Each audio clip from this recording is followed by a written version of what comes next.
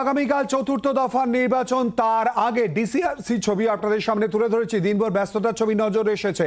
প্রস্তুতি যে চূড়ান্ত তাও একেবারে পরিষ্কার হয়ে গিয়েছে। নজরে আসানসোল, বহরমপুর, বোলপুর, বীরভূম। নজরে থাকবে কৃষ্ণনগর, রানাঘাট, বর্ধমান, দুর্গাপুর এবং বর্ধমান পূর্বের দিকেও সবচেয়ে বেশি সংখ্যক বাহিনী পূর্ব বর্ধমানে।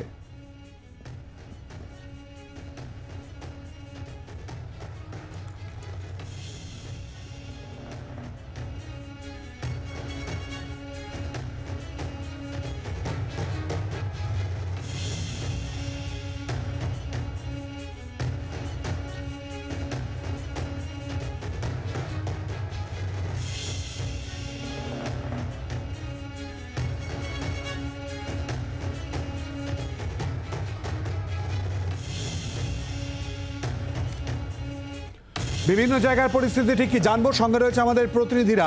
আমাদের সঙ্গে রয়েছে অরূপ লাহা বর্ধমান থেকে, অপরদিকে রয়েছে পিয়ালি মিত্র বহরমপুর থেকে, এবং রয়েছে এই মুহূর্তে আমাদের অপর প্রতিনিধি অর্ণবাংশু নিয়োগী বর্ধমান দুর্গাপুর থেকে রয়েছে, এবং রয়েছে প্রসেনজিৎ মালাকার বোলপুর থেকে। প্রথমেই চলে যাব পিয়ালির কাছে। পিয়ালি, সার্বিকভাবে প্রস্তুতির ছবি তো আমরা তুলেই ধরেছি, কিন্তু নিরাপত্তার প্রসঙ্গে রাজনৈতিক চিত্র সব মিলিয়ে ঠিক কি উঠে আসছে?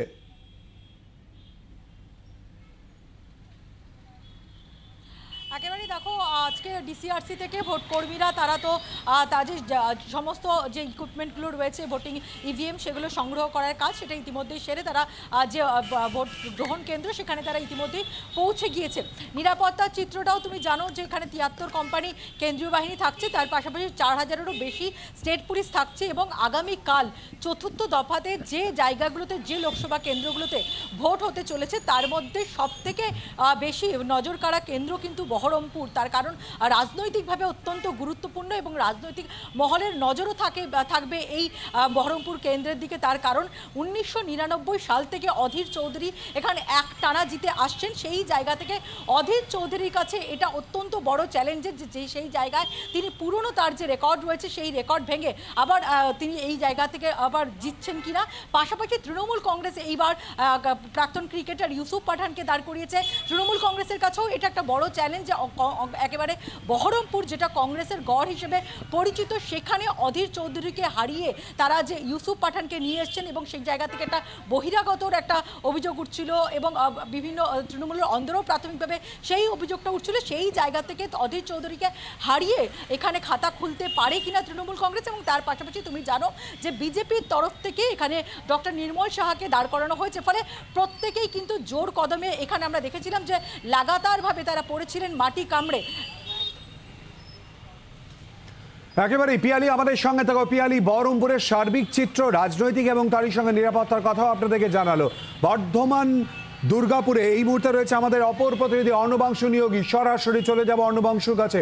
অর্ণবাংশু, এক রাজনৈতিক পরিস্থিতি চিত্র এবং তারই সঙ্গে নিরাপত্তার ছবি কি উঠে আসছে?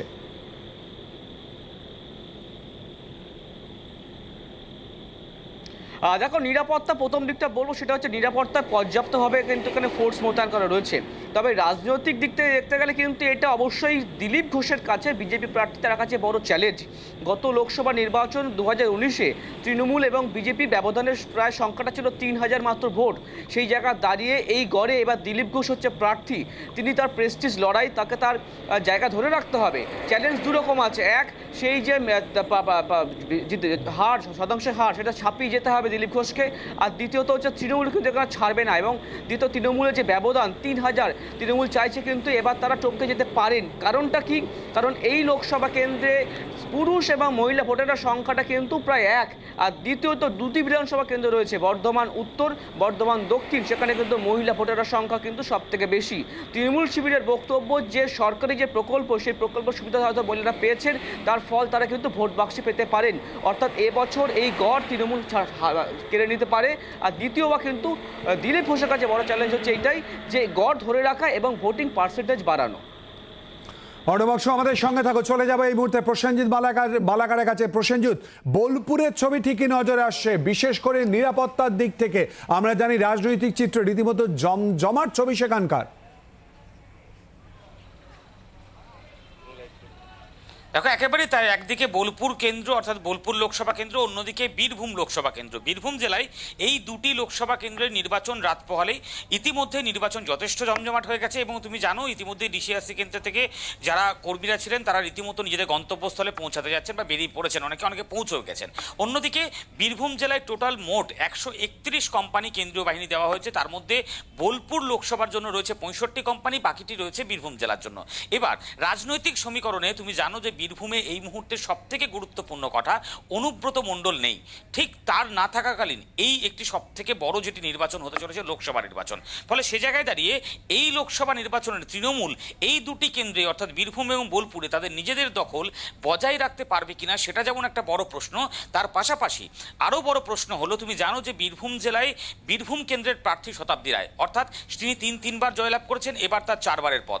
কিন্তু এইবারের রাজনৈতিক সমীকরণে বেশ কিছু বিষয় কিন্তু ইতিমধ্যেই রাজনৈতিক মহল সামনে আনতে শুরু করেছে। তার কারণগুলো কি? একদিকে মিল্টন রশিদ কংগ্রেসের প্রার্থী, তিনি একসময় হাসনের বিধায়ক ছিলেন। অন্যদিকে বিজেপির দুবার প্রার্থী বদল, অর্থাৎ প্রথম প্রার্থী ঘোষণার পরে আবার প্রার্থী বদল করে দেবতনু ভট্টাচার্য। এই সমস্ত সমীকরণের মাঝে শতাব্দী রায় আবারও জয়লাভ করতে পারেন কিনা সেটা দেখার বিষয়। পাশাপাশি এই কংগ্রেস এবং কংগ্রেসের যে ভোট কাটাকাটি অর্থাৎ সংখ্যালঘু ভোটের বীরভূম জেলায় যথেষ্ট ইফেক্ট রয়েছে, সেই সংখ্যালঘু ভোট কংগ্রেস কাটবে এমনটা অনেক রাজনৈতিক মহল মনে করছেন। ফলে এই সংখ্যালঘু ভোট কাটাকাটির জায়গাতে কোনোভাবে বিজেপি জয়লাভ করে যায় কিনা সেটাও একটা দেখার বিষয়। অন্যদিকে বোলপুর কেন্দ্রে বড় বিষয় হলো বোলপুর একসময় অনুব্রত মণ্ডলের গড় হিসেবে পরিচিত ছিলেন, এবারে অনুব্রত মণ্ডল নেই, কিন্তু তার বদলে বিরোধীরা বলছেন কাজল শেখ রয়েছেন। ফলে কাজল শেখ অসিত মালকে যেতে পারবেন না এটা যেমন একটা প্রশ্ন, তেমনি অনুব্রত মণ্ডল না থাকলেও তার সংগঠন তার কাজ তার সমস্ত লোকরা কাজ করবে এমনটাই তৃণমূল নেতৃত্ব বলছেন। ফলে সেই কাজের দরুন অসিত মাল পুনরায় ফের বোলপুর কেন্দ্র থেকে জয়লাভ করতে পারবে কিনা সেটা দেখার বিষয়। অন্যদিকে এই অনুব্রত মণ্ডল না থাকায় বিজেপি অর্থাৎ বিরোধী বিজেপি তারা দাঁত ফোটাতে আদৌ পারে কিনা সেগুলোও কিন্তু দেখার বিষয় হয়ে দাঁড়াবে। এবং একদিকে যেমন রাজনৈতিক সমীকরণ রয়েছে, অন্যদিকে তুমি জানো অবাকতরভাবেই বলা যায়, কারণ বীরভূম জেলায় নির্বাচন মানেই বিভিন্ন দ্বন্দ্ব, বোমাবাজি, সংঘর্ষ, নানান ছবি দেখা যায়, কিন্তু এই লোকসভা নির্বাচনে এখনও পর্যন্ত একটিও বড় ঘটনা ঘটেনি। এবং তার পাশাপাশি যে সকল স্পর্শকাতর বুথ চিহ্নিত করা হয়েছে সেই সব এলাকাতেও কিন্তু কিছু সময় ধরে যদি দেখা যায় সেভাবে কোনো বড় সংঘর্ষ বড় ঘটনা এখন অবধি ঘটেনি। ফলে সে জায়গায় দাঁড়িয়ে আগামীকালকের নির্বাচন প্রসেনজিৎ এই মুহূর্তে তুলে ধরছে বোলপুরের ছবি, সঙ্গে রয়েছে অরূপ লাহা। বর্ধমান পূর্বের ঠিক কি পরিস্থিতি জানবো অরূপের সঙ্গে কথা বলে। অরূপ, ঠিক কি আয়োজন করা হয়েছে নিরাপত্তার ব্যবস্থা এবং তারই সঙ্গে সার্বিক চিত্রটি কি উঠে আসে?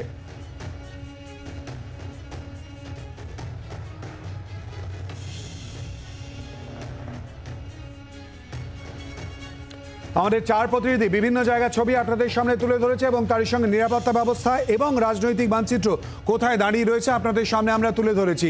এই মুহূর্তে যে ছবি তুলে ধরছি আপনাদের সামনে মোট বুথের সংখ্যা এবং স্পর্শকাতর বুথের সংখ্যা বহরমপুর, কৃষ্ণনগর, রানাঘাট, বর্ধমান পূর্ব বিভিন্ন জায়গার ছবি ঠিক কি মোট বুথ এবং স্পর্শকাতর বুথের দিকে তুলে ধরছি আপনাদের সামনে। অর্থাৎ বর্ধমান দুর্গাপুরের ক্ষেত্রে 2039টি মোট বুথ, যার মধ্যে 422টি স্পর্শকাতর বুথ। অপরদিকে আসানসোলের দিকে যদি আমরা নজর দিই, আসানসোলে মোট বুথের সংখ্যা 1901, যার মধ্যে 319টি স্পর্শকাতর বুথ।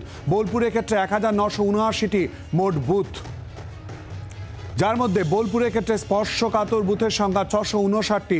বীরভূমের ক্ষেত্রে 1943টি মোট বুথ, 640টি স্পর্শকাতর বুথ।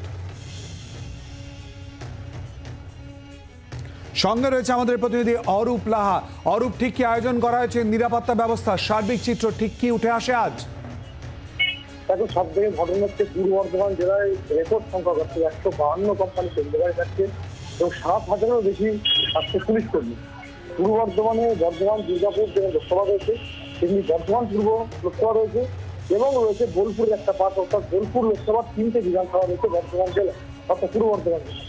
সব নিয়ে বলা যেতে পারে যে টান উত্তেজনা একদিকে রয়েছে যেমন বর্ধমান দুর্গাপুরে, পাশাপাশি বর্ধমান পূর্ব যে লোকসভা কেন্দ্র সেখানে গতবার যেহেতু তৃণমূল কংগ্রেস, সেখানে কিন্তু এবারে ক্যান্ডিডেট হয়েছে বিজেপির ভোটার সম্প্রদায়ের লোক অর্থাৎ অসীম সরকার। অসীম সরকার প্রথম থেকেই আমরা দেখেছি নির্বাচনী যে প্রচার, সে প্রচারে তিনি বক্তৃতা থেকে তার যে কুড়ি আলোর গান, সেই গানকে বেশি প্রাধান্য দিয়েছেন এবং সেই গানকে তিনি কার্যত সব জায়গাতে একটি কালনা কাটোয়া থেকে মন্তেশ্বর, জামালপুর, মেমারি, রায়না সব জায়গায় সেরিয়ালের যে গান, সেই গানকে প্রচারে হাজার করেছে এবং সেখানে বারবার তিনি যেমন বিরোধী রাজনৈতিক দল অর্থাৎ তৃণমূল কংগ্রেসকে যেমন গানের মাধ্যমে ধাক্কা দিয়েছেন, তেমনি তার যে প্রতিদ্বন্দ্বী প্রার্থী শর্মিলা সরকার তাকেও তিনি গান দিক টক্কর দিয়েছেন। সুতরাং এই অঞ্চলে সবচেয়ে গুরুত্বপূর্ণ বিষয় হলো যে মতুয়া সম্প্রদায়ের ভোট, প্রায় 2 লক্ষ মতো মতুয়া সম্প্রদায়ের ভোট আছে। এই মতুয়া সম্প্রদায়ের ভোট যেদিকে যাবে, অর্থাৎ যে তৃণমূল কংগ্রেসের দিকে গেলে তৃণমূল কংগ্রেস গেম করবে, যদি বিজেপির দিকে যায় বিজেপি গেম করবে। হরিণঘাটার বিধায়ককে পূর্ব বর্ধমান লোকসভা কেন্দ্রে প্রার্থী করার মূল ইস্যু হচ্ছে মতুয়া সম্প্রদায়ের ভোটকে আঁকড়ে ধরা এবং সেই কাজটা যে প্রাথমিক কাজ, অর্থাৎ মানুষের মধ্যে প্রচার করা, মতুয়া সম্প্রদায়ের অর্থাৎ এনআরসি, এই সমস্ত যে প্রচারটা সেটা কিন্তু খুব কৌশলে করেছেন পশ্চিম সরকার এবং তিনি পরিষ্কার গতকাল জানিয়েছেন যে মতুয়া সম্প্রদায়ের ভোট আমার দিকে আছে, এই মতুয়া ভোটটা পেলেই কিন্তু বিজেপি একে আসনটি লাভ করবে। অন্যদিকে তৃণমূল কংগ্রেসের বক্তব্য হচ্ছে লক্ষ্মীর ভান্ডার গুরুত্বপূর্ণ বিষয়। তো লক্ষ্মীর ভান্ডার যেদিকে, অর্থাৎ লক্ষ্মীর ভান্ডারের যে ভোট তৃণমূল কংগ্রেসের দিকে যাবে সেটা একদম সন্দেহচিত, অর্থাৎ তৃণমূল কংগ্রেস লক্ষ্মীর ভান্ডার একেবারে ধন্যবাদ অরূপ। সুতরাং এবার অপেক্ষা করতে হবে আগামী কালকের জন্য চতুর্থ দফার নির্বাচনে ঠিক কি ছবি ওইটি আসে সেদিকে। অরূপ ধন্যবাদ, পিয়ালি, অর্ণবাংশ এবং প্রসেনজিৎ সবাইকে ধন্যবাদ। বাংলার আওয়াজ, বাঙালির আবেগ, জি 24 ঘন্টা।